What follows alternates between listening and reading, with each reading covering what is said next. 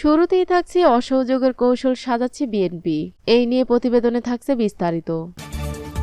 তারপর থাকছে দিল্লি গেলেন পিটার হাস।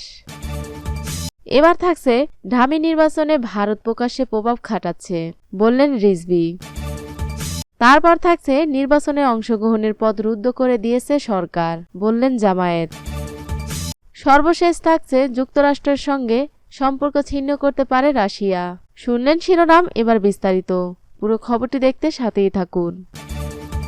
অসহযোগের কৌশল সাজাচ্ছে বিএনপি। সদ্য ঘোষিত অসহযোগ আন্দোলন সফলে কৌশলী হচ্ছে বিএনপি। গতানুগতিক ধারার বাইরে গিয়ে কিভাবে এই কর্মসূচি কার্যকর করা যায় সেটাই ভাবছে দলটির নীতি নির্ধারকরা। দায়িত্বশীল সূত্রে জানিয়েছেন, কর্তৃত্ববাদী শাসকদের বিরুদ্ধে এশিয়াসহ দুনিয়ার দেশে দেশে নন কোঅপারেশন মুভমেন্ট কিভাবে সফল হয়েছে সেটাও খতিয়ে দেখা হচ্ছে। নির্বাচন বর্জ্য করা সরকারি বিরোধী দলগুলোর সঙ্গে কর্মসূচি সফল করতে কর্মপন্থা নিয়ে আলোচনা করেছে দলটির দায়িত্বশীল নেতারা। সরকারের সেবামূলক প্রতিষ্ঠানে কর্মচারী ইউনিয়নগুলোর নেতাদের সঙ্গে নিবিড় যোগাযোগ রাখছে তারা। এছাড়া শিক্ষক, আইনজীবী, চিকিৎসক, ইঞ্জিনিয়ার সহ বিভিন্ন পেশার মানুষকে অসহযোগ আন্দোলনে সম্পৃক্ত করার চেষ্টা চালাচ্ছেন। কর্মপন্থা নির্ধারণে বুধবার রাতে ঢাকা বিভাগের বিএনপি অঙ্গ সহযোগী সংগঠনের শীর্ষ নেতাদের সঙ্গে ভার্চুয়াল ম্যারাথন বৈঠক করেন বিএনপির ভারপ্রাপ্ত চেয়ারম্যান তারেক রহমান। সূত্র জানিয়েছেন, অসহযোগ আন্দোলন বাস্তবায়নে কৌশল নির্ধারণ নিয়ে আলোচনা হয়েছে। ব্যাপকভাবে লিফলেট বিতরণ করে প্রতারণা চালিয়ে অসহযোগ আন্দোলনের পক্ষে জনমত গড়ে তোলা হবে। এছাড়া সরকারি সেবামূলক প্রতিষ্ঠানগুলোর কর্মকর্তা কর্মচারী ইউনিয়নগুলোর সঙ্গে যোগাযোগ করে সরকারকে অসহযোগিতার আহ্বান জানানো হবে। দলীয় নেতাকর্মী ও সাধারণ মানুষকে ভ্যাট ট্যাক্স ও ইউটিলিটি বিল দেওয়া বন্ধের অনুরোধ করা হবে।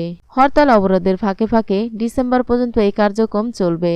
১ জানুয়ারি থেকে ৭ জানুয়ারি পর্যন্ত ভোট বর্জন ও ভোট প্রতিহতের জন্য রাজপথে কঠোর আন্দোলন গড়ে তোলা হবে। ৯৬ সালে তৎকালীন ক্ষমতাসীন বিএনপি সরকারের বিরুদ্ধে অসহযোগ আন্দোলন ঘোষণা করেছিল আওয়ামী লীগ।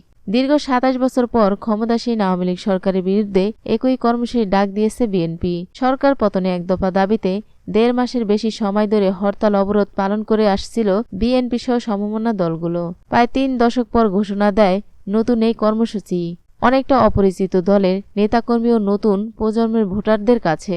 সেজন্য প্রথম দিকে অসহযোগের পক্ষে জনমত গড়ার পক্ষে কাজ করবে নেতারা। এরপর কর্মসূচি বাস্তবায়নে সক্রিয়ভাবে মাঠে থাকবেন।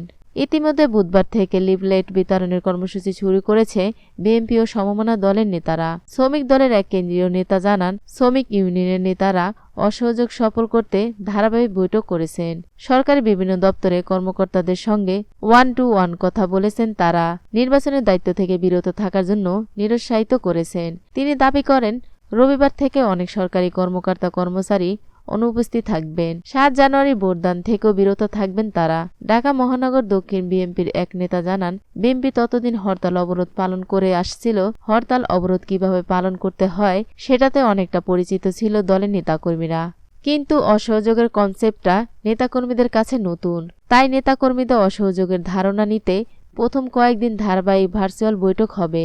একই সঙ্গে জনসংখ্যা করে সাধারণ মানুষকে উদ্দীপ্ত করা হবে। তিনি আরও জানান, নির্বাচন সংশ্লিষ্ট বিভিন্ন প্রতিষ্ঠানে কর্মকর্তা কর্মচারীদের সঙ্গে যোগাযোগ বাড়ানো হবে। একতরফা নির্বাচনের কর্মকাণ্ড থেকে বিরত থাকতে উৎসাহিত করা হবে। লিফলেট ব্যাপকভাবে চলবে প্রচারণা।